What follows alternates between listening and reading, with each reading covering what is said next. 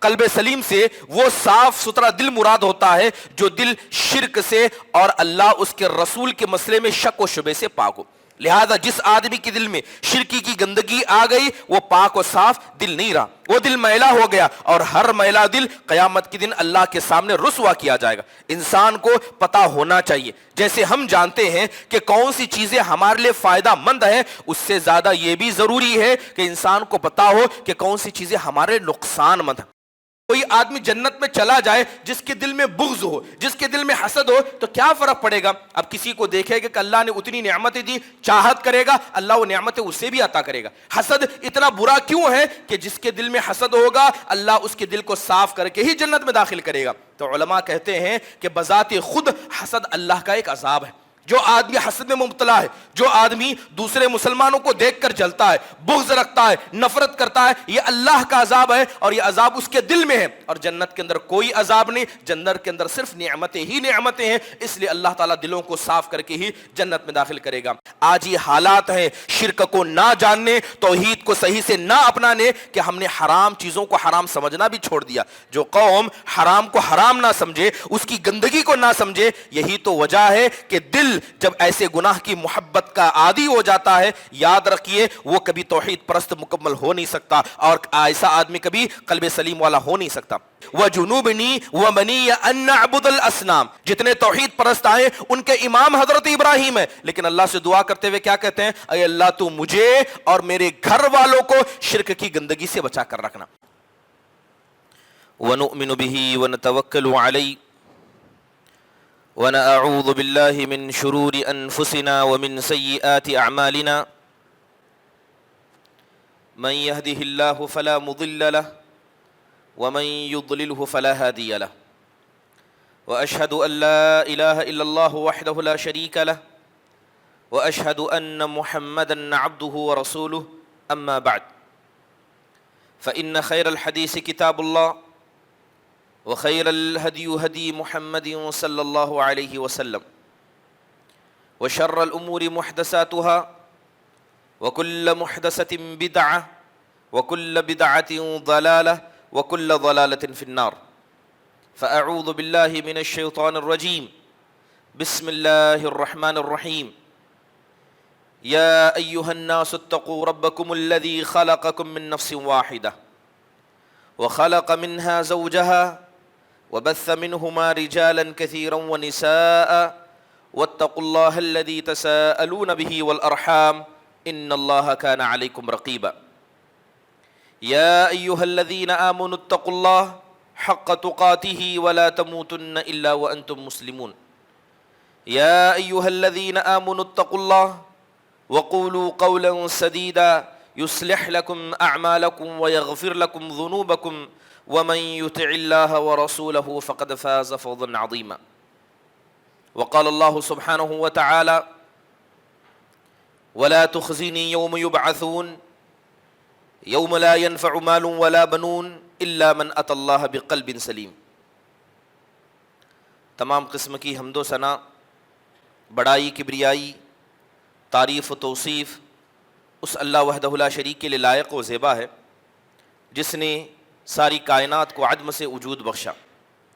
درود نازل ہو تمام انبیاء علیہم الصلاۃ والسلام پر جنہیں اللہ سبحانہ و تعالیٰ نے اپنی قوموں تک ہادی و رہبر بنا کر بھیجا، خصوصاً ہمارے اور آپ کے آخر نبی جناب محمد الرسول اللہ صلی اللہ علیہ وسلم کے ذاتی گرامی پر، جنہیں اللہ سبحانہ و تعالیٰ نے ایک ایسی شریعت سے نوازا جو شریعت رات کی تاریکی میں بھی دن کی طرح واضح اور روشن ہے۔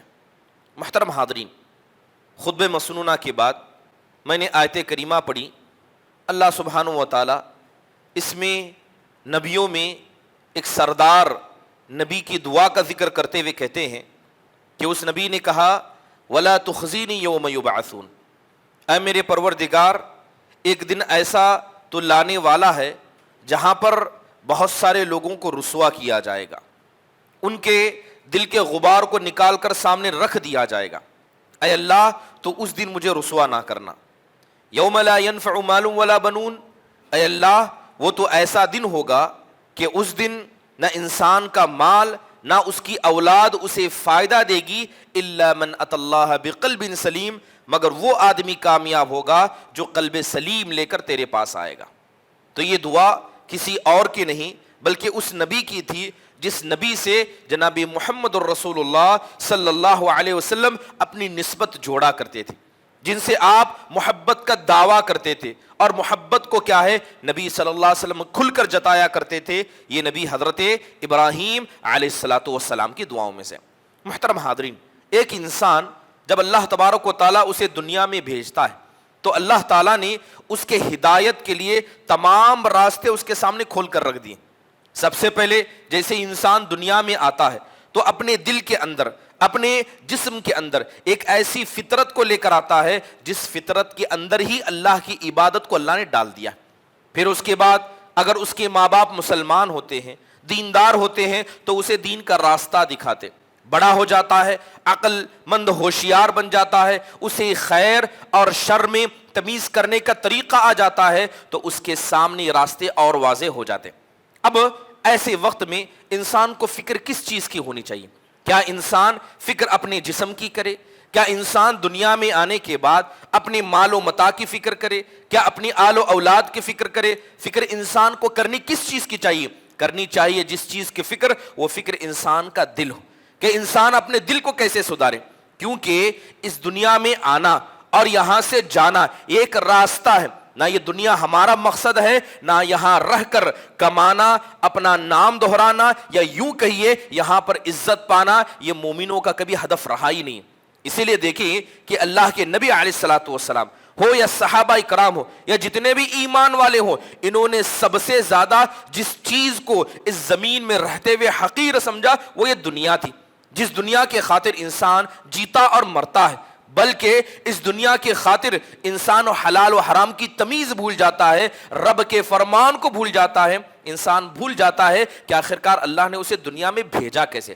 محترم حاضرین، یہی چیز طے کرتی ہے کہ انسان کا مطمح نظر ہے کیا، انسان اپنے ذہن میں، اپنے دماغ میں کس گول کو رکھتا ہے۔ اگر وہ آدمی آخرت کو مد نظر رکھتا ہے تو اس کے مطابق چلے گا۔ اگر کوئی آدمی دنیا پرست ہے، صرف اسے دنیا سے مطلب ہے، لہذا وہ اپنے سامنے دنیا کو رکھے گا اور اسی کے نقش قدم پر چلے گا۔ محترم حاضرین، انسان دنیا میں آنے کے بعد خاندان میں آنکھیں کھولتا ہے، ماں باپ کے پشت پناہی میں وہ بڑا ہو جاتا ہے۔ اگر ماں باپ دیندار نہ ہو، اگر ماں باپ دنیا پرست ہو، تو اپنے بیٹوں کو، اپنی اولاد کو اس طرح بنا دیتے۔ اور یہ ماں باپ جو اپنی اولاد کو دنیا پرست بنا کر چلے جاتے ہیں، قبر میں چلے جائیں گے، مگر انہوں نے اپنی اولاد کی جو غلط تربیت کی، اس تربیت کا نقصان اپنی قبر کے اندر بھی اٹھائیں گے۔ محترم حاضرین، انسان کو فکر کس کی کرنی چاہیے؟ کیا مال کمانے کی، کیا آل و اولاد کو بڑا کرنے کی، بلکہ اصل فکر آخرت کی ہونی چاہیے، کیونکہ قرآن میں اللہ کہتا ہے فَمَنْ زُحْزِحَ عَنِ النَّارِ وَأُدْخِلَ الْجَنَّةَ فَقَدْ فَازَ، کہ جس آدمی کو ہم نے جہنم سے بچا لیا اور جنت میں ڈال دیا، ایسا ہی آدمی کامیاب ہونے والا۔ صرف جنت میں جانا یہ کامیابی نہیں ہے، بہت سارے لوگ سمجھتے ہیں اور یہ عقیدہ دل میں رکھتے ہیں، بلکہ جرأت کرتے ہوئے زبان سے بھی ادا کرتے ہیں کہ ہمارا عقیدہ تو صحیح ہے، آج نہ کل جنت میں چلے ہی جائیں گے۔ اگر تھوڑے سے گناہ کر بھی لیں، تھوڑی سی غلطیاں ہو بھی جائیں اور اللہ تعالیٰ جہنم میں ڈال بھی دے تو کیا فرق پڑے گا، آخرکار ہمارا ٹھکانہ جنت ہی تو ہونے والا۔ یاد رکھیے کہ جس آدمی نے جہنم کا منہ دیکھ لیا وہ اللہ کے نزدیک ناکامیاب ہے۔ وہ آدمی ایسا ذلیل ہوگا، ایسی تکلیفوں کو برداشت کرے گا جس کی وسعت، جس کی بساطت انسانی زندگی نہیں رکھ سکتی۔ اس لیے اللہ تبارک و تعالیٰ نے صاف کہا فَمَنْ زُحْزِحَ عَنِ النَّارِ، کہ جس آدمی کو جہنم سے بچا لیا گیا اور جنت میں داخل کر دیا گیا، یہی اصل کامیابی ہے۔ محترم حاضرین، سوال یہ ہے کہ وہ قلب سلیم جس کا ذکر آیت میں کیا گیا، جس قلب سلیم کو دیکھ کر ہی قیامت کے دن فیصلے ہوں گے، وہ قلب سلیم ہے کیا؟ اسے کہتے کسے؟ امام بغوی رحمہ اللہ نے اپنی کتاب کے اندر قلب سلیم کا ذکر کرتے ہوئے کہا کہ یہ صاف ستھرا دل جسے قرآن میں اللہ نے قلب سلیم کہا ہے، اور جس دل کی بنیاد پر آخرت کی کامیابی کا ذکر کیا ہے، اس قلب سلیم سے بہت ساری چیزیں مراد ہوتی ہیں۔ سب سے پہلے چیز، قلب سلیم سے وہ صاف ستھرا دل مراد ہوتا ہے جو دل شرک سے اور اللہ اس کے رسول کے مسئلے میں شک و شبے سے پاک ہو۔ लिहाजा जिस आदमी के दिल में शिरकी की गंदगी आ गई वो पाक और साफ दिल नहीं रहा, वो दिल मैला हो गया और हर मैला दिल क़यामत के दिन अल्लाह के सामने रुस्वा किया जाएगा। इंसान को पता होना चाहिए, जैसे हम जानते हैं कि कौन सी चीजें हमारे लिए फायदा मंद है, उससे ज्यादा यह भी जरूरी है कि इंसान को पता हो कि कौन सी चीजें हमारे नुकसान मंद है। सिर्फ इंसान का यह कहना कि मैं तौहीद परस्त हूं, मुझे तौहीद पता है, वो शिर्क को नहीं जानता, शिर्क के चोर दरवाजों को नहीं जानता है। तो जो आदमी शिर्क को नहीं जानता ऐसा आदमी कभी कामिल तौहीद परस्त हो ही नहीं सकता, बल्कि वो आज नकल शिर्क की गंदगी में जरूर जाएगा। अगर आपसे पूछा जाए कि बताइए आप तौहीद परस्त होने का दावा करते, ये तो बताइए कि शिर्क इंसानों में आता कैसे, उसके चोर दरवाजे क्या हैं? बहुत ही कम लोगों को उसके रास्तों के बारे में भी पता होगा। याद रखिए, जो आदमी शिर्क की गंदगी को नहीं जानता वो आदमी कभी भी उससे बच नहीं सकता। शिर्क इंसानों में आया कैसे? वसीले के जरिए। वसीला ये शिर्क का एक रास्ता है। तबर्रुक, बरकत हासिल करना, चाहे वो बुजुर्गों से हो, चीजों से हो, यह भी एक शिर्क का रास्ता है। कब्र परस्ती हो, चीजों में गुलू करना हो, चीजों को मुकद्दस समझना हो, यहां तक कि बिदातों को राइज देना और बिदात को हल्का समझना या बिदात के रद्द को मामूली समझना, यह भी ऐसे चीजें हैं जो शिर्क का दरवाजा इंसान के पास बन जाती है। मुहतरम हाज़रीन, शिर्क दो किस्म का होता है। एक होता है शिर्के अकबर जिसे बड़ा शिर्क कहा जाता है, एक होता है शिर्के असगर जिसे छोटा शिर्क कहा जाता है। इंसान को पता होना चाहिए कि शिर्के अकबर है क्या, शिर्के असगर है क्या। बात अगर शिर्के अकबर की जाए यह भी 3 किस्म का होता है, शिर्के असगर की जाए यह भी 3 किस्म का होता है। लिहाजा जो आदमी इन सारी तफसील को नहीं जानता, यकीन जानिए वो कभी मुकम्मल तौहीद परस्त हो ही नहीं सकता। बात यह ये नहीं है कि आप कितने तौहीद परस्त हैं, कयामत के दिन अल्लाह के सामने कितने तौहीद परस्त लाए जाएंगे मगर अमल में कोता होंगे। तौहीद परस्त लाए जाएंगे, अमल में मजबूत होंगे, अखलाक में बुरे होंगे। इन सब का मुकद्दर तौहीद परस्त होने के बाद भी जहन्नम होने वाला। तो लिहाजा कभी इंसान ये गुमान अपने दिल में ना रखे कि मैं तौहीद परस्त हूं तो मैं जन्नत में चला ही जाऊंगा। जन्नत में इंसान अल्लाह की रहमत की वजह से जाएगा, जन्नत में इंसान उसके फजल की वजह से जाएगा। क्या अल्लाह ताला का फजल ऐसे इंसान को हो सकता है जो शिर्क की गंदगी को अपने दिल में रखे? मुहतरम हाज़रीन, शिर्के असगर दिल से होता है, शिर्के असगर जबान से होता है, शिर्के असगर हाथ पैर से होता है। हर मुसलमान को जो अपने आप को तौहीद परस्त कहता है उसे पता होना चाहिए कि दिल से शिर्के असगर होता क्या है, उसकी कितनी किस्में ताकि वो उनसे बच सके। जबान से शिर्के असगर होता क्या है, उसकी कितनी किस्में ताकि उससे बच सके। हाथ और पैर से शिर्के असगर कैसे होता है ये उसे पता होना चाहिए ताकि उससे बच सके। मुहतरम हाज़रीन, यही वजह है कि जब हमारा मसला यह है कि ना तौहीद को अच्छे से जानते हैं, ना शिर्क में मजबूत हैं, ना शिर्क के बारे में जानते हैं, तो लिहाजा वो बुराइयां जो शिर्क के बाद आती हैं, जब आपने शिर्क को ही हल्का समझा तो उसके बाद वाली गलतियों को तो आप बड़ा आसान समझेंगे।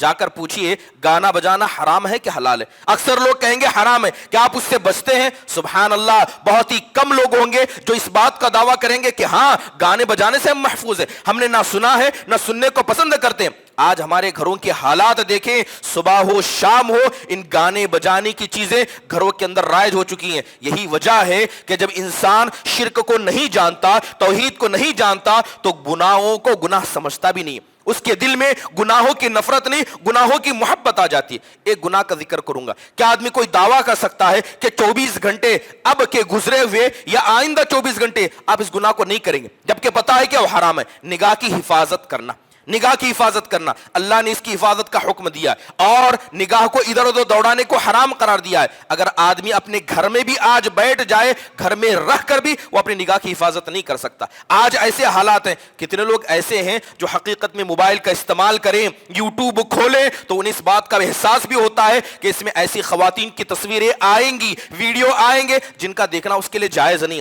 वो दिल में बुरा भी समझता है। आज ये हालात हैं शिर्क को ना जानने, तौहीद को सही से ना अपनाने कि हमने हराम चीजों को हराम समझना भी छोड़ दिया। जो कौम हराम को हराम ना समझे, उसकी गंदगी को ना समझे, यही तो वजह है कि दिल जब ऐसे गुनाह की मोहब्बत का आदी हो जाता है, याद रखिए वो कभी तौहीद परस्त मुकम्मल हो नहीं सकता और ऐसा आदमी कभी कल्बे सलीम वाला हो नहीं सकता। یہی وجہ تھی کہ آپ دیکھیں کہ شرک یہ اتنا خطرناک ہے کہ بڑے بڑے انبیاء، ابھی جس نبی کی دعا کا میں نے ذکر کیا، وہ اللہ سے دعا مانگا کرتے، کہتے تھے وَجُنُوبْنِي وَبَنِيَّ أَن نَعْبُدَ الْأَصْنَامَ۔ حضرت ابراہیم کو اللہ نے قرآن میں اور اللہ کے نبی علیہ الصلوۃ والسلام نے حضرت ابراہیم کو توحید کا امام کہا۔ جتنے توحید پرست آئے ان کے امام حضرت ابراہیم ہے، لیکن اللہ سے دعا کرتے ہوئے کیا کہتے ہیں؟ اے اللہ تو مجھے اور میرے گھر والوں کو شرک کی گندگی سے بچا کر رکھنا۔ یعنی جو توحید کے امام ہیں وہ بھی شرک سے ڈرتے ہیں۔ آپ میں سے بتائیے کتنے جو حقیقت میں شرک سے ڈرتے ہیں، جنہوں نے اپنے عمل کا جائزہ لیا،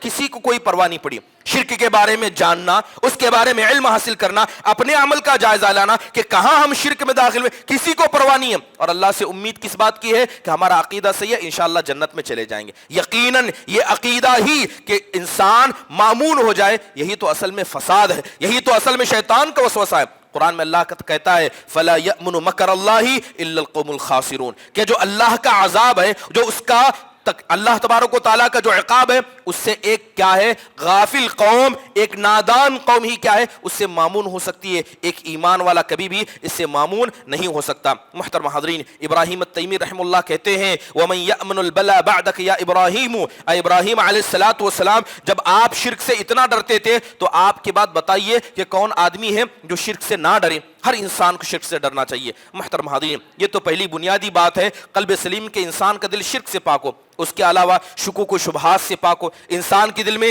کوئی شک نہیں ہونا چاہیے، نہ قرآن کے مسئلے میں، نہ نبی صلی اللہ علیہ وسلم کی ذات کے مسئلے میں، نہ دین کے کسی حکم کے مسئلے میں، نہ ان حدیثوں کے مسئلے میں جو صحیح ہے۔ اگر کوئی آدمی کسی ایک صحیح حدیث پر بھی شک کرنے لگ جائے، ہو سکتا ہے کہ اللہ کے نبی نے غلط کہا، ہو سکتا ہے کہ یہ حدیث صحیح ہو لیکن میں اسے نہیں مانتا، یاد رکھیے فوراً اسی وقت وہ اسلام سے نکل جائے گا، وہ کافر بن جائے گا۔ ایسے شکوک و شبہات آج ہزاروں ہمارے درمیان گھومتے ہیں۔ آج جائیے اپنے گھر کی خواتین سے ایک مرتبہ پوچھ لیجئے، یا جا کر پوچھئے کہ اسلام کا جو میراث کا نظام ہے، اسلام کہتا ہے کہ اگر ایک ہی ماں باپ سے ایک لڑکا ہے ایک لڑکی ہے، بیٹے کو دگنا دیا جائے گا، بیٹی کو کیا ہے؟ سنگل حصہ دیا جائے گا۔ یہ تو بتاؤ اسلام کا قانون انصاف پر ہے کہ نہیں ہے؟ یا ہونا کیا چاہیے؟ اکثر مسلم خواتین یہ کہیں گی کہ انصاف تو یہ کہ دونوں کو برابر دیا جانا چاہیے۔ اب بتائیے یہ فیصلہ ہمارا ہے، آپ کا ہے، یہ فیصلہ اللہ سبحانہ و تعالیٰ کا آسمان سے نازل کردہ ہے۔ جو اس فیصلے کو نہیں مانتا، اللہ تعالیٰ کہتا ہے فلا وربک، خدا کی قسم اللہ کہتا ہے اے نبی تیرے رب کی قسم، ایسے لوگ مسلمان بھی نہیں ہو سکتے جو ہمارے فیصلے کو نہ مانے۔ اور یہ ہماری گھر کی خواتین کا حال ہے کہ ادنے سے مال کے لیے اللہ کے فیصلے کا انکار کرتے ہیں۔ اس میں سب ذمہ دار ہیں، کیونکہ نہ انہوں نے دین کی تعلیم کو حاصل کیا، نہ ان کے ماں باپ نے ان کو سکھایا، نہ وہ مرد جو گھروں کے اندر رہ کر اپنی عورتوں کو دین کی تعلیم دے سکیں۔ یہ شبہات ہیں جو ہمارے دلوں میں پنپتے ہیں، اور ایک شبہ کافی ہے ایک آدمی کو کافر بنانے کے لیے۔ ایسے ہزاروں شبہات کو لے کر ہم دن رات گھومتے ہیں، اور اللہ سے امید کس بات کی ہے؟ کہ اللہ تبارک و تعالی ہمیں جنت عطا کرے گا۔ ایک عربی شاعر ہے، کہتا ہے تسیل الذنوب الى الذنوب وترتجی ترک الجنان به وفوز العابد انسیت ان اللہ اخرج آدم بذنب واحد۔ اے انسان تو کتنا نادان ہے، کہتا ہے کہ انسان تو کتنا نادان ہے، تو صبح ہوتا ہے شام ہوتا ہے گناہ پر گناہ کرتا ہے، اور اللہ سے امید لگاتا ہے کہ اللہ تجھے جنت میں بلند درجہ عطا کرے گا۔ صبح شام گناہ کرتا ہے، امید لگاتا ہے اللہ جنت میں بلند درجہ عطا کرے گا۔ کیا تو بھول گیا کہ اللہ نے تیرے باپ آدم کو صرف ایک غلطی کی وجہ سے جنت سے نیچے اتارا تھا؟ صرف ایک غلطی جنت سے نیچے اتارنے کی وجہ بنی، ہزار غلطیاں کر کے آپ جنت میں بلند مقام پانا چاہتے ہیں؟ اس سے بڑھ کر شیطان کا وسوسہ ہمارے دل میں کیا ہو سکتا ہے؟ محترم حاضرین، اس کے علاوہ بدعات سے نفرت ہونا یہ ایمان والے کی علامت ہے۔ آپ دیکھ رہے ہیں کہ عید میلاد النبی کا موقع آتا ہے، یہ ہزاروں بدعتیں مسلمان کرتے ہیں۔ اگر ان بدعتوں کو دیکھ کر آپ کے کلیجے میں آگ نہ لگے، ان بدعتوں کو دیکھ کر آپ کو اللہ تبارک و تعالیٰ کی ذات پر یقین اور ایسے لوگوں پر غصہ نہ آئے، اپنے ایمان کا جائزہ لیجئے۔ شرک کو دیکھ کر، بدعات کو دیکھ کر اگر ایک ایمان والے کے دل میں تکلیف نہ ہو تو کیا ایک منافق کے دل میں تکلیف ہوگی؟ اس لیے پوچھا گیا، سلف صالحین سے پوچھا گیا بتائیے کہ ایمان والا اور منافق ان دونوں میں فرق کیا ہے؟ تو سلف صالحین کہا کرتے ایمان والا دین پر مکمل عمل کر کے بھی ہمیشہ اللہ تعالیٰ سے ڈرتا ہے، یہ ایمان والے کی علامت ہے۔ اور منافق کی علامت یہ ہے کہ نہ عمل مضبوط، نہ عقیدہ مضبوط، نہ عمل مضبوط، نہ اخلاق مضبوط، لیکن اس کے بعد بھی مطمئن ہے کہ چلو اللہ معاف کرنے والا۔ یہی بنیادی فرق ہے ایک ایمان والے میں اور ایک منافق میں۔ ہر انسان کو اپنے ایمان کا جائزہ لینا چاہیے۔ بات اگر کی جائے قلب سلیم کسے کہتے ہیں؟ دو باتیں ذکر کی گئی کہ انسان کو شکوک و شبہات سے اس کا دل پاک و صاف ہونا چاہیے، اس کے علاوہ گناہوں کی محبت سے، نہ انسان گناہ کرے نہ گناہ کی محبت اس کے دل میں ہو۔ جو آدمی گناہ کی محبت کو دل میں رکھے گا، یقین جانیے ایسے آدمی کا دل قلب سلیم نہیں ہو سکتا۔ اس کے علاوہ قلب سلیم کے اندر ایک بنیادی چیز کہ آپ کا دل سب مسلمانوں کے لیے پاک و صاف ہو، آپ کے دل میں کسی کے لیے بغض نہ ہو، آپ کے دل میں کسی کے لیے عداوت نہ ہو، آپ کے دل میں کسی کے مسئلے میں مون مٹاب نہ ہو، آپ کسی سے نہ نفرت کریں۔ خاص کر یہاں بات کی جا رہی ہے ان مسلمانوں کی جو آپ کے ساتھ اٹھتے بیٹھتے ہیں۔ محترم حاضرین، جس آدمی کا دل بدگمانیوں سے بھرا ہو، جس آدمی کا دل حسد سے، بغض سے، لوگوں کے اختلافات سے بھرا ہو، تو ایسا آدمی بھی قلب سلیم میں نہیں آ سکتا۔ اور جس آدمی کا دل قلب سلیم نہ ہو، اللہ معاف فرمائے، ایسے لوگ قیامت کے دن رسوا کیے جائیں گے۔ ایسے لوگ قیامت کے دن اپنے صحیح عقیدے کی بنیاد پر بھی جہنم کا منہ دیکھ لیں گے، اور یہ اللہ تعالیٰ کا فیصلہ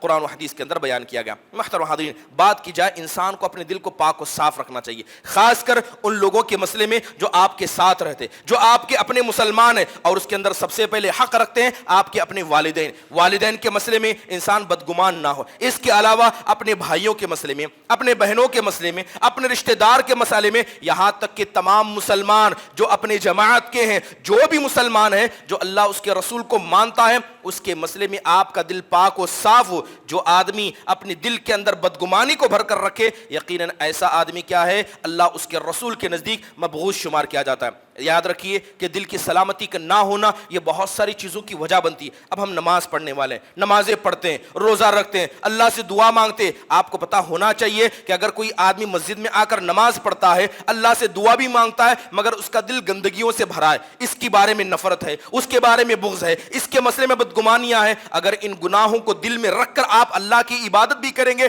یہ عبادتیں اللہ تک تو جائیں گی، مگر یہ عبادتیں اللہ کی یہاں قابل قبول نہیں ہوں گی، کیونکہ اللہ پاک ہے اور اللہ چاہتا ہے کہ انسان پاک دل سے اللہ کی عبادت کرے۔ صحیح بخاری کے اندر حدیث آتی ہے، حضرت ابو ہریرہ کہتے ہیں تو عرض الاعمال فی کل یوم اثنین و خمیس، کہ جب پیر کا دن ہوتا ہے، جمعرات کا دن ہوتا ہے، تو سارے بندوں کے ہفتے بھر کیے گئے اعمال کو اللہ کے سامنے پیش کیا جاتا ہے، اللہ کے سامنے پیش کیا جاتا ہے۔ اللہ تعالیٰ سب کے گناہوں کو معاف کر دیتا ہے سوائے اس آدمی کے جس نے شرک کیا ہو، اللہ اس کے گناہوں کو معاف نہیں کرتا، نہ اس کی نیکیوں کو قبول کرتا ہے۔ اور اسی طرح وہ دو آدمی جن کے دونوں کے دل میں کسی قسم کا موہ مٹاب ہو، جن دو لوگوں کے دلوں میں آپس میں اختلاف ہو، یہ اس سے نفرت کرتا ہے، یہ اس کا چہرہ دیکھ کے منہ پھیر لیتا ہے اور وہ اس سے منہ پھیر لیتا ہے، تو ایسے دو آدمی جن کے دلوں میں آپس میں بغض عداوت ہے، اللہ ان کی نیکیوں کو رکھ دیتا ہے، اللہ ان کے اعمال کو قبول نہیں کرتا۔ بلکہ ایمان والا ہوتا کون ہے؟ ایمان والا وہ ہوتا ہے جو اپنے ایمان والے بھائیوں کے تعلق سے اپنے دل کو پاک و صاف رکھتا ہے۔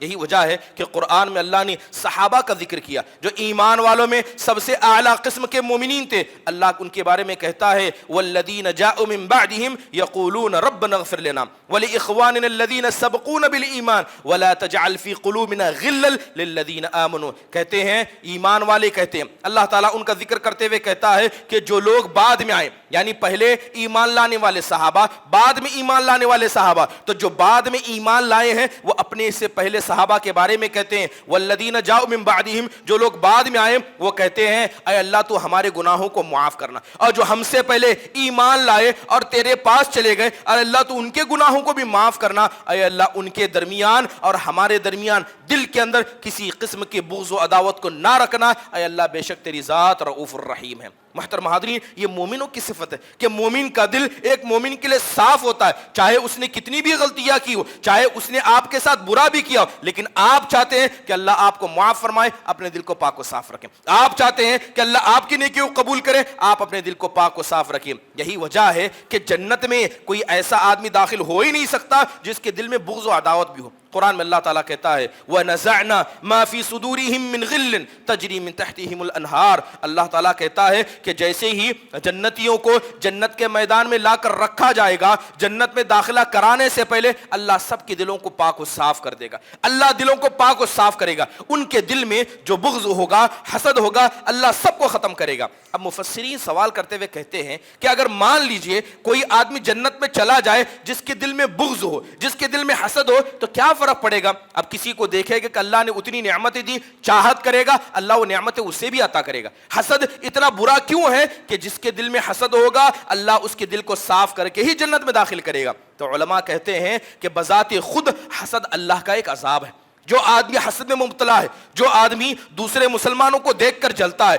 بغض رکھتا ہے، نفرت کرتا ہے، یہ اللہ کا عذاب ہے اور یہ عذاب اس کے دل میں ہے، اور جنت کے اندر کوئی عذاب نہیں، جنت کے اندر صرف نعمتیں ہی نعمتیں ہیں، اس لیے اللہ تعالیٰ دلوں کو صاف کر کے ہی جنت میں داخل کرے گا۔ محترم حاضرین، اگر مثالیں دیکھی جائیں کہ دل کی پاکی و صفائی کتنی ضروری ہے، جناب محمد الرسول اللہ صلی اللہ علیہ وسلم کا دل سب کے لیے پاک و صاف تھا، ان لوگوں کے لیے تھا جو آپ کے اپنے تھے، ان منافقوں کے لیے آپ کا دل پاک و صاف تھا جو رہ کر صبح شام آپ کو ستاتے۔ کیا منافقوں نے آپ کی عزت پر حملہ نہیں کیا؟ کیا منافقوں نے آپ علیہ الصلوۃ والسلام کے گھر والوں پر تانے نہیں کسے؟ کیا منافقوں نے آپ علیہ الصلوۃ والسلام کے بچوں کو ستایا نہیں؟ کیا منافقوں نے مشرکوں کا ساتھ نہیں دیا؟ سب کچھ انہوں نے کیا، لیکن اس کے بعد بھی اللہ کا نبی کا دل ان کے لیے پاک و صاف تھا، آپ کا دل ان کے پاک و صاف تھا۔ محترم حاضرین، حضرت عائشہ رضی اللہ عنہا بیٹھی ہیں، حضرت عائشہ بیٹھے بیٹھے کہتی ہیں اے اللہ کے نبی صلی اللہ علیہ وسلم، جب احد کا دن تھا، وہ احد کا دن جس دن آپ کے دندان مبارک شہید ہو گئے، جس دن آپ کی پیشانی پھٹ گئی،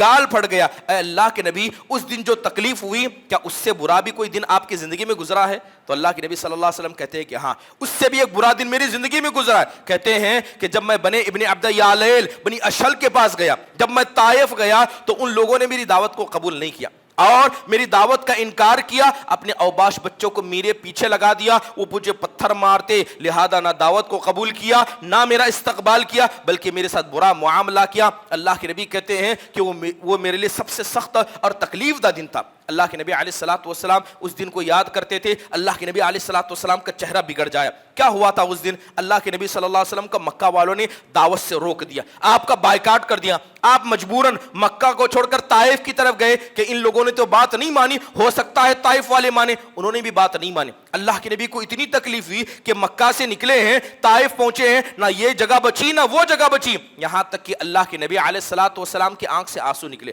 اللہ تبارک و تعالیٰ نے حضرت جبرائیل کو بھیجا۔ اللہ کے نبی جب بھی غمزدہ ہوتے، آپ غمزدہ ہوتے، اللہ تعالیٰ حضرت جبرائیل کو بھیجا کرتا۔ بے شمار مثالیں، آپ صلی اللہ علیہ وسلم ہجرت کر رہے تھے، مکہ سے نکل رہے تھے، رات میں آپ ہیں، حضرت ابو بکر ہیں، اللہ کے نبی صلی اللہ علیہ وسلم جب بھاگ رہے ہیں، آپ نے پلٹ کر مکہ کو دیکھا، آپ نے پلٹ کر مکہ کو دیکھا، وہ جگہ جہاں آپ نے اپنے زندگی کے 50 سال گزارے، اب اس کو چھوڑ کر جانا پڑ رہا ہے۔ اللہ کے نبی کی آنکھ سے آنسو نکلے، اللہ نے فوراً حضرت جبرائیل کو بھیجا۔ حضرت جبرائیل نے قرآن کی آیت نازل کرتے ہوئے کہا ان الذی فرض علیک القرآن لرادک الی معاد، اے نبی آپ روئے نہ، اے نبی آپ پریشان نہ ہو، وہ ذات جس نے حق کے ساتھ قرآن کو نازل کی ہے وہ ذات آپ سے وعدہ کرتی ہے اس گھر پر آپ کو دوبارہ ضرور لوٹائیں گے، اللہ لوٹائے گا۔ نبی کریم صلی اللہ علیہ وسلم کی دل کا احساس اس طرح اللہ سبحانہ و تعالیٰ رکھا کرتا۔ نبی کریم صلی اللہ علیہ وسلم طائف میں اس طرح کی حالت ہوئی، فوراً جبرائیل علیہ الصلوۃ والسلام آتے، کہتے ہیں اے نبی میں اللہ کی طرف سے آیا ہوں، یہ پہاڑ کا فرشتہ ہے، حکم دیجئے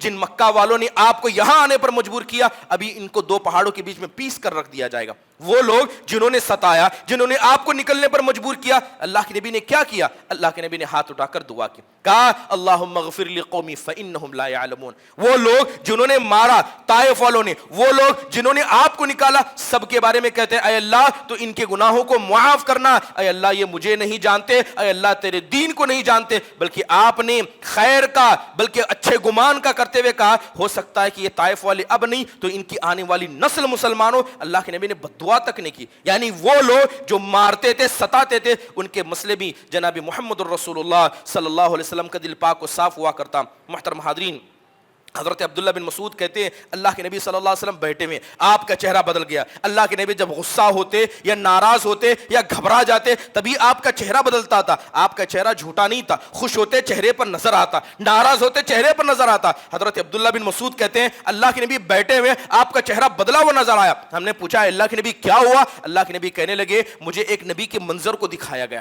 ایک نبی کے منظر کو دکھایا گیا کہ قوم والوں نے اس نبی کو پکڑا، مارا، اتنا مارا کہ سر سے لے کر پیر تک لہو لہان کر دیا. اس نبی کو پکڑ کر لا کر قوم کے بیچ میں پھینکا گیا. وہ نبی مار کھا کر اٹھتا ہے, ہاتھ اٹھا کر کہتا ہے اللہم اغفر لقومی, اے اللہ جنہوں نے مجھے مارا ہے اے اللہ تو انہیں معاف کرنا. اگر یہ تیری ذات کو جانتے, میں نبی ہوں یہ پہچانتے, تو میرے ساتھ کبھی برتاؤ نہیں کرتے. اے اللہ تو ان کو معاف کرنا, اے اللہ تو ان کو ہدایت دینا. یہ انبیاء کا کردار تھا. انبیاء نے ان کے ساتھ اپنے دل کی پاکی جتائی جن لوگوں نے آپ کو ستایا. محترم حاضرین, یاد رکھیے انبیاء علیہ الصلوۃ والسلام جانتے تھے کہ اللہ کے پاس کامیابی صرف اچھے اعمال کی وجہ سے نہیں ملتی ہے. کامیابی کی اصل وجہ انسان کا دل کا پاک و صاف ہونا ہے. یہی وجہ ہے کہ ایاس بن معاویہ رحمہ اللہ سے پوچھا گیا. کیا پوچھا گیا؟ کہ کان افضلهم عندهم اسلمهم صدرا. پوچھا گیا یہ بتائیے, جب ہم صحابہ کی زندگیوں کو پڑھتے ہیں تو بہت سارے صحابہ ایسے ہیں جنہوں نے بڑا بڑا عمل نہیں کیا. جیسے دیگر صحابہ نے بہت بڑے بڑے اعمال کیے,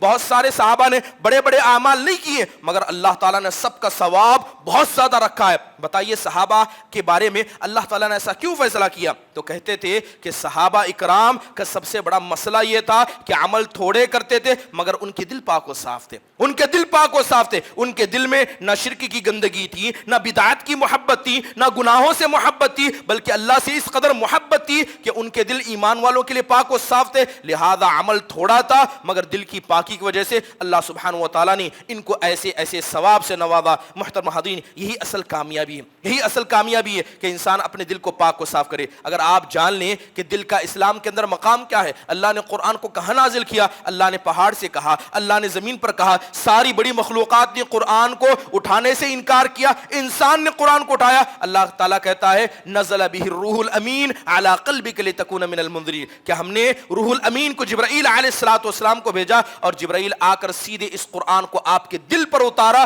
تاکہ اس دل کے ذریعے آپ لوگوں کو ڈرانے والے بن جائیں. یہ قرآن اس دل میں اترا ہے. لہذا جب انسان دل کے ذریعے اللہ تعالیٰ کی عبادت کرتا, وہی اصل عبادت ہوتی ہے. ابو الدرداء رضی اللہ عنہ, صحابہ کا معاملہ کیسا تھا؟ حضرت ابو الدرداء رضی اللہ عنہ انتقال کا وقت آیا, جب اس بستر پر تھے جس بستر پر انہوں نے اپنی آخری سانس لی, صحابہ کا نام لیا کرتے, کہتے اے اللہ ابو بکر رضی اللہ عنہ کو تو معاف کرنا, اے اللہ تو عمر بن خطاب کی نیکیوں کو قبول فرما.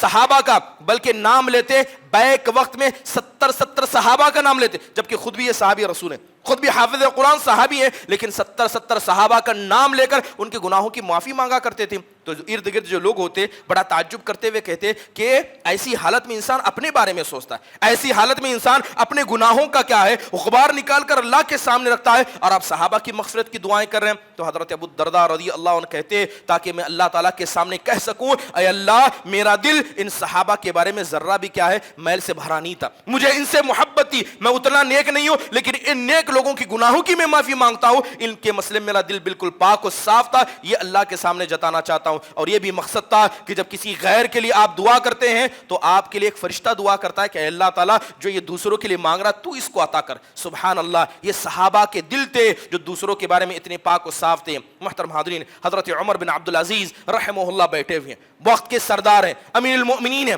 بیٹھے ہوئے ہیں, ساری کیا ہے سبا سجی ہوئی ہے, سارے لوگ موجود ہیں. ان کے چچا قریبی رشتہ دار آئے اور آ کر ایک آدمی کی شکایت پیش کرنے لگے کہ فلاں فلاں آدمی نے ایسا کیا, فلاں فلاں آدمی نے ایسا کیا. حضرت عمر بن عبدالعزیز رحمہ اللہ نے ان کو قریب بلایا, کہا کہ دیکھو اب میں تمہارا فیصلہ کروں گا, جس آدمی کی تم شکایت لے کر آئے ہو اگر وہ شکایت صحیح بھی ہے تم چغل خور ہو, جس آدمی کی شکایت میرے پاس لے کر آئے ہو اگر تمہاری بات صحیح بھی ہے تو تم کیا ہو چغل خور ہو, اگر تمہاری بات جھوٹی ہے تو تم الزام لگانے والے. اب بتاؤ چغل خور کی سزا دوں یا الزام لگانے کی تم کو سزا دوں؟ کیا تمہارا فیصلہ کرو؟ یا تو تم میرے سامنے وعدہ کرو گے کہ آئندہ کسی مسلمان کی شکایت میرے پاس نہیں لاؤ گے تو تمہیں معاف بھی کروں گا. بتاؤ تمہارے ساتھ میں کیا کروں؟ سبحان اللہ, کتنے پاک و صاف دل تھے, کسی کی برائی کو سننا تو چھوڑے, سیدھے یہ بات جانتے تھے کہ کان کی رشوت لینا, یہ کان سیدھے دل سے اس کا تعلق رہتا ہے, یہ آنکھ اس کا تعلق دل سے رہتا ہے. بسا اوقات انسان دوسروں کی شکایتیں سن کر بھی اس کا دل اتنا میلا ہو جاتا ہے کہ اس آدمی کا اس کے درمیان کوئی تعلقات نہیں, بس شکایتوں کے سننے کی وجہ سے انسان ہزاروں قسم کے گناہوں کو, ہزاروں قسم کی بدگمانیوں کو دل میں رکھتا ہے. محترم حاضرین, وہب بن منبہ بڑے محدث گزرے, تب تابعین میں ذکر آتا ہے بڑے محدث گزرے ہیں, یہ درس دے رہے تھے, بڑے عالم دین تھے, درس حدیث دے رہے تھے. ایک آدمی آتا ہے اور آ کر کہتا ہے فلان یشتمک, کہ فلاں فلاں نکڑ پہ ایک آدمی بیٹھ کر آپ کو گالی دے رہا ہے, آپ اتنے بڑے عالم ہیں, سب لوگوں کو دین سکھاتے ہیں, وہ وہاں بیٹھ کر آپ کو گالی دے رہا ہے. تو وہب بن منبہ رحمہ اللہ نے اس کا کوئی جواب نہیں دیا. وہ آدمی کہتا ہے کہ فلاں فلاں آدمی آپ کو بیٹھ کر گالی دے رہا ہے. تو وہب بن منبہ رحمہ اللہ کہتے ہیں کہ دیکھو وہ وہاں بیٹھ کر مجھے گالی دے رہا ہے, مجھے نہیں پتا تھا, لیکن شیطان چاہتا تھا کہ وہ بات مجھے پتا چلے اور تم شیطان کے میسنجر بن کر آئے. شیطان چاہتا تھا کہ وہ بات مجھ تک پہنچے, تم شیطان کے میسنجر بن کر اعوذ باللہ پڑھو اور خاموشی سے بیٹھ جاؤ. کچھ دیر ہوئی, وہی آدمی آیا جس کے بارے میں ذکر کیا گیا کہ وہ گالی دے رہا ہے, لہذا اس نے زور سے سلام کیا. وہب بن منبہ نے اسے جواب دیا اور اپنے قریب مجلس میں بلا کر بیٹھا. محترم حاضرین, یہی دل کی پاکی و صفائی انسان کے پاس ہونا ضروری ہے. امام احمد بن حنبل رحمہ اللہ علیہ جب ان کو مارا گیا, معتصم نے اس قدر مارا کہ ساری پیٹھ کا حصہ سڑ گیا تھا. جب ایک ہی جسم کے حصے پر بہت سارے کوڑے مارے جاتے ہیں تو اس کی وجہ سے جسم کا گوشت خراب ہو جاتا ہے. ڈاکٹروں کو بلایا گیا, پیٹھ امام احمد بن حنبل رحمہ اللہ کی دکھائی گئی تو امام احمد بن حنبل رحمہ اللہ کے بارے میں فیصلہ کیا گیا کہ اتنا گوشت کا حصہ کاٹ کر نکالا جائے, ورنہ اس کی وجہ سے ساری پیٹھ سڑ جائے گی. لہذا وقت آیا کہ ان کے جسم کے گوشت کو, پیٹھ کے گوشت کو نکالا گیا. جیسے ہی چھری لگائی گئی, جیسے ہی جسم کو کاٹا گیا, بڑی تکلیف ہوئی تو زور زور سے کہتے اللہم اغفر للمعتصم, اے اللہ یہ ساری تکلیف کی وجہ جو معتصم بنا ہے, اے اللہ تو اسے معاف کرنا, اے اللہ تو اس کے گناہوں کو معاف کرنا. مارا اس کی وجہ سے گیا, علاج ان کا ہو رہا ہے اور مغفرت کی دعا اس کے لیے کر رہے ہیں. جیسے ہی سارا علاج ہو گیا تو ڈاکٹر نے پوچھا کہ آپ اس کے لیے دعا کیوں کر رہے تھے, وہ تو ظالم ہے, وہ تو ساری فساد کی جڑ ہے. تو کہنے لگے کہ وہ نبی کریم صلی اللہ علیہ وسلم کے خاندان کا ہے. کیا کہنے لگے کہ وہ جناب محمد الرسول اللہ صلی اللہ علیہ وسلم کے خاندان کا ہے. کیا میں اس بات کو پسند کروں گا کہ میں اللہ کے سامنے جاؤں اور آپ کے خاندان میں سے کسی ایک آدمی کے ساتھ میرا معاملہ ہو, اللہ سے میں فیصلہ چاہوں, اس نے جو کیا اللہ اس کا محاسبہ کرے گا, لیکن اس کے تعلق سے میں اپنے دل کو پاک رکھوں گا کیونکہ میں چاہتا ہوں کہ اللہ تعالیٰ مجھے کیا ہے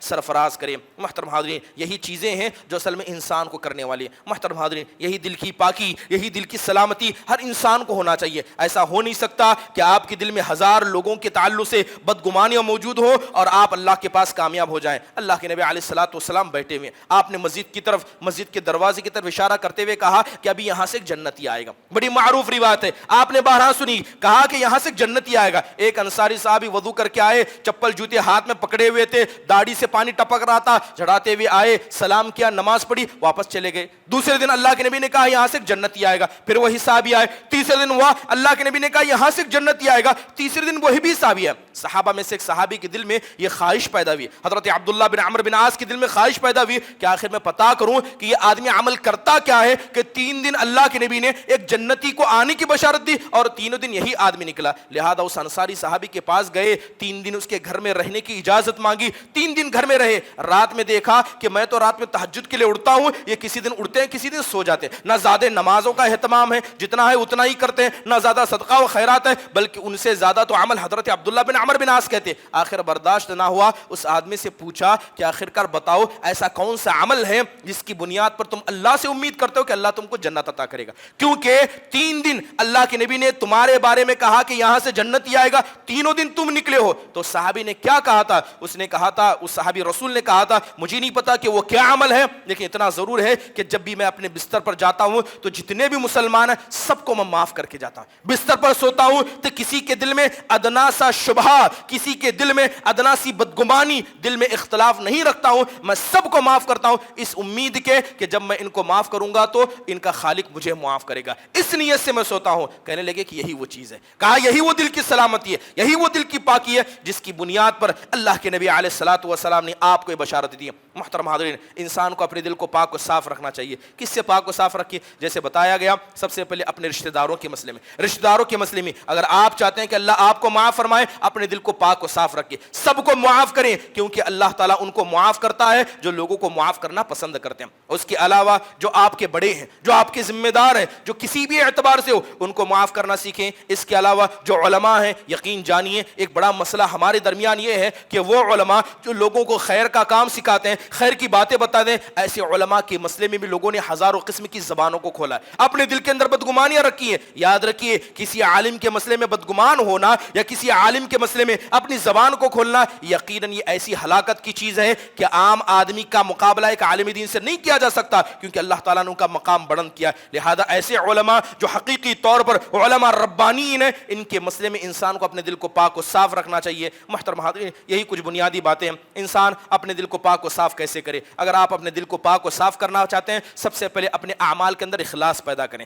اگر کوئی آدمی مخلص نہیں ہے تو کبھی اس کا دل پاک و صاف نہیں ہو سکتا. نماز پڑھیں اللہ کے لیے, دین کی خدمت کریں اللہ کے لیے, نہ آپ کو دکھانا ہے نہ جتانا ہے, بس اللہ کے لیے کریں. اس کے علاوہ اللہ کی کتاب کو زیادہ سے زیادہ پڑھا کریں, قرآن کی تلاوت کیا کریں, نماز سے پہلے نماز کے بعد قرآن کی تلاوت کیا کریں. یہ امت اس لیے بھیجی گئی تاکہ یہ خیر کی امت بنے, اور اس امت کا سب سے بڑا معجزہ قرآن تھا. اللہ معاف فرمائے, بزرگوں سے جا کر پوچھئے 40-50 سال پہلے کوئی ایسا وقت نہیں ہوتا کہ نمازوں کے بعد بیٹھ کر لوگ سنتیں نہیں پڑھتے, قرآن کی تلاوت نہیں کیا کرتے, مسلم گھروں سے قرآن کی تلاوت کی آواز نہیں ادا کرتی. آج حال یہ ہے کہ نماز ہوتی ہے ایسے بھاگتے ہیں جیسے کیا ہے شیطان ان کو بلا رہا ہو. آج حال یہ, قرآن کی تلاوت کرنا تو چھوڑیں, کتنے ایسے ہیں جن کو قرآن پڑھنا بھی نہیں آتا, اور جن کو آتا ہے آپ بتائیے, اتنے لوگ یہاں پر موجود ہیں, اللہ کے سامنے جواب دیجیے گا کتنے لوگوں نے صبح سے قرآن کی تلاوت بھی کی. بہت سارے یہ جمعہ مسلمان ہیں, اللہ معاف فرمائے, جب نماز کھڑی ہوئی سب کو پتا ہے, یہ سب جانتے, جیسے ہی امام ممبر پر چڑھ جائے اس کے بعد جو بھی لوگ جمعہ میں آئیں گے ان کو جمعہ کا ثواب نہیں دیا جائے گا. یہ ہفتے کی ایک عید ہے, اور اس عید کے ساتھ ہمارا یہ معاملہ ہے کہ امام ممبر پر چڑھ جاتا ہے,